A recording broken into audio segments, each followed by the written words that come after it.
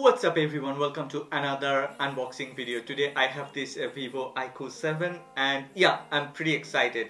This one is actually the second Snapdragon 888 smartphone that I got, and yeah, this one is also the second Snapdragon 888 smartphone that is released.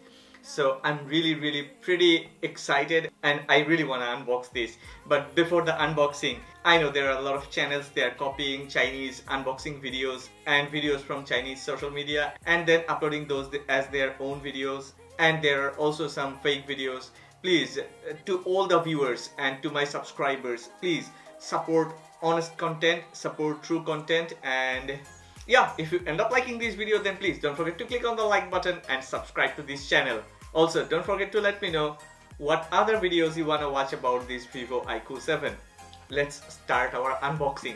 Memories fade away, wither out, but I can't ignore. Okay, inside the box there is another small box or something like an envelope, and inside that there is a SIM ejector tool and some paperwork, something like user manual and warranty card. Let's put Vivo iQOO 7 aside and let's check what else we have underneath that. Yeah, there is a TPU silicon protective case, and considering the price and specifications of this smartphone, this TPU silicon protective case is really pretty cheap.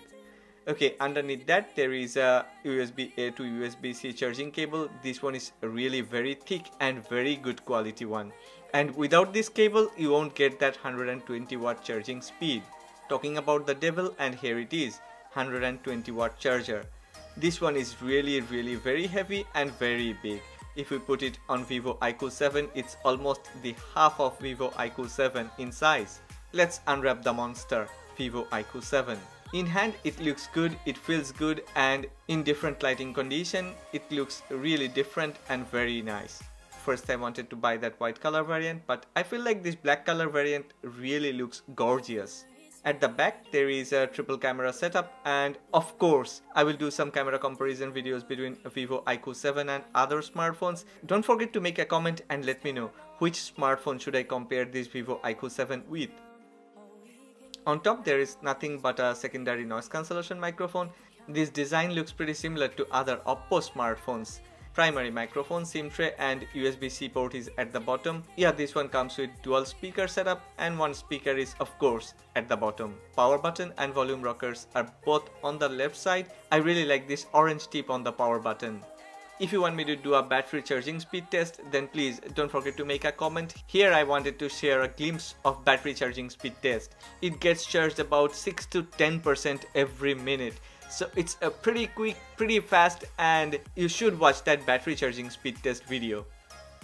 Now it's time for Antutu. Personally, I don't like Antutu Benchmark for different reasons, but I know a lot of my subscribers and a lot of viewers like this Antutu Benchmark, and we all like to compare the Antutu Benchmark scores with different smartphones. For your information, my Xiaomi Mi 11 gets around 700,000 on Antutu Benchmark. Let's see how much this Vivo iQOO 7 can get. Wow, it's really great, 723,000. It's almost 25,000 more than my Xiaomi Mi 11. I'm really happy, and I'm really going to do some performance tests on this one, so stay tuned. Memories fade away, wither out, but I can't ignore the ache. Lying deep underground, you must have lost your way. Look around, all we